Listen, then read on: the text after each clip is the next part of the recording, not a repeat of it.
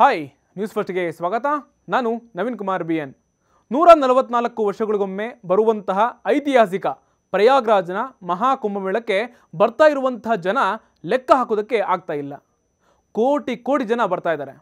ಈ ಮಹಾಕುಂಭಮೇಳಕ್ಕೆ main attraction ಅಂತಂದರೆ ಸಾಧು ಸಂತರು, ಅವರಲ್ಲಿ ರುದ್ರಾಕ್ಷಿ ಬಾಬಾ, ಸನ್ಗ್ಲಾಸ್ ಬಾಬಾ, ಅಗೋರಿಗಳು ಅಂತ ಚಿತ್ರ ವಿಚಿತ್ರ ಹೆಸರುಗಳಲ್ಲಿ ಸ್ಟೈಲ್ಗಳಲ್ಲಿ ಕಾಣಿಸ್ತಾರೆ. ಹೆಸರು ಮಾತ್ರ ಅಲ್ಲ, ಅವರ ತತ್ವಗಳಾಗಿರ್ಬೋದು ಅಥವಾ ನಡೆಯುವಂತಹ ಹೆಜ್ಜೆಗಳು ಕೂಡ ವಿಭಿನ್ನವಾಗಿ ಕಾಣಿಸುತ್ತೆ. ಇದರ ಜೊತೆಗೆ ಈ ಮಹಾಕುಂಭಮೇಳದಲ್ಲಿ ಮಹಿಳಾ ಸಾಧ್ವಿಗಳು, ಮಹಿಳಾ ಅಗೋರಿಗಳು ಅಲ್ಲಲ್ಲಿ ಕಾಣಿಸ್ತಾರೆ. ಇವರಲ್ಲಿ ಇತ್ತೀಚೆಗೆ ಕೆಲ ಅತಿ ಸುಂದರವಾಗಿರುವಂತಹ ಮಹಿಳೆಯರು ಕೂಡ ಸನ್ಯಾಸ ದೀಕ್ಷೆಯನ್ನು ಪಡೆದುಕೊಂಡು ಸಾಧ್ವಿಗಳಾಗಿ, ಅಗೋರಿಗಳಾಗಿ ಕುಂಭಮೇಳದಲ್ಲಿ ಭಾಗಿಯಾಗಿದ್ದಾರೆ. ಅವರಲ್ಲಿ ಪ್ರಮುಖವಾಗಿರೋ 4 ಜನ ಸುಂದರ ಮಹಿಳಾ ಸಾಧ್ವಿ ಅಥವಾ ಅಗೋರಿಗಳು ಕುತೂಹಲಕಾರಿಯಾಗಿ ಫೇಮಸ್ ಆಗಿದ್ದಾರೆ. ಒಬ್ಬೊಬ್ಬರು ಒಂದೊಂದು ರೀತಿಯಲ್ಲಿ ಇಂಟ್ರೆಸ್ಟಿಂಗ್ ಪರ್ಸನ್ ಥರ ಕಾಣಿಸ್ತಾರೆ. ಅದರಲ್ಲಿ ಮೊದಲನೆಯವರು ಅಂತಂದರೆ ಮಾತಾ ಚಂಚಲನಾಥ.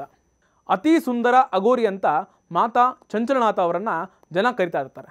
ಈ ಅಗೋರಿ ನೋಡೋದಕ್ಕೆ ತುಂಬಾ ಅಂದವಾಗಿ ಕಾಣಿಸ್ತಾರೆ. ಚಂಚಲನಾಥ ಅಗೋರಿಯ ವೇಷಭೂಷಣಗಳು ಭಯಂಕರವಾಗಿ ಕಾಣಿಸೋದಿಲ್ಲ. ಸಿಂಪಲ್ ಉಡುಪನ್ನು ಧರಿಸ್ತಾರೆ. ಗಂಟಾಗಿರುವಂತಹ ತಲೆ ಕೂದಲಿದ್ರೂ ತುಂಬಾ ಸುಂದರವಾಗಿ ಕಾಣಿಸ್ತಾರೆ. ಈ ಅಗೋರಿ ಮಾಡುವಂತಹ ಪವಾಡಗಳಿಂದಲೇ ಫೇಮಸ್ ಆಗಿದ್ದಾರೆ.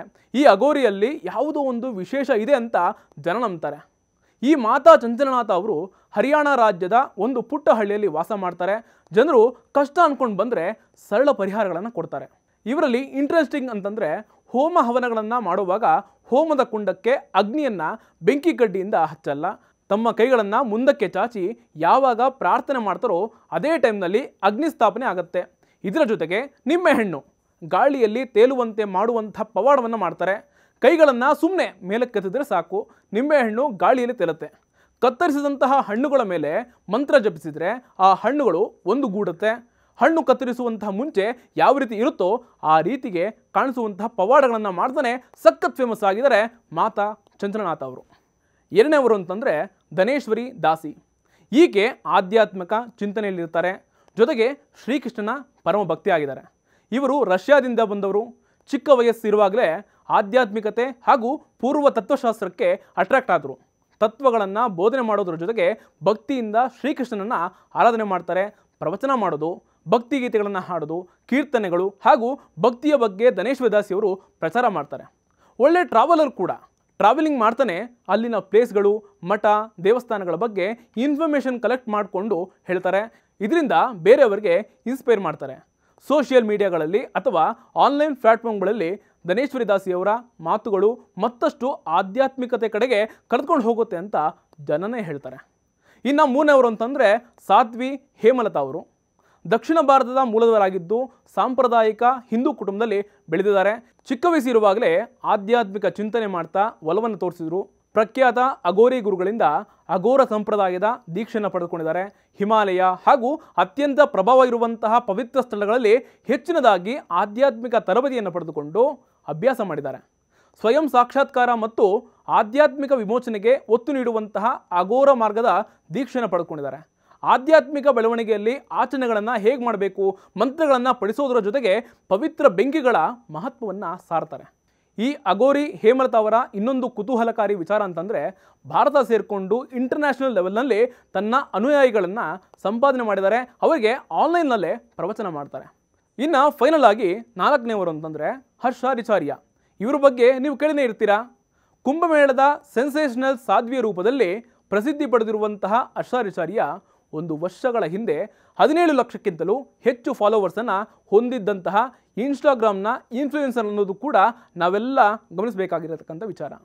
ಕೈ ತುಂಬ ಆದಾಯ, ಜೊತೆಗೆ ಸುಂದರಿಯಾಗಿದ್ದರೂ ಯಾಕೆ ರೀಚಾ ಅವರು ಸಾಧ್ವಿಯಾದ ಬಗ್ಗೆ ಮಾಹಿತಿ ಕುತೂಹಲಕ್ಕೆ ಕಾರಣ ಆಗುತ್ತೆ.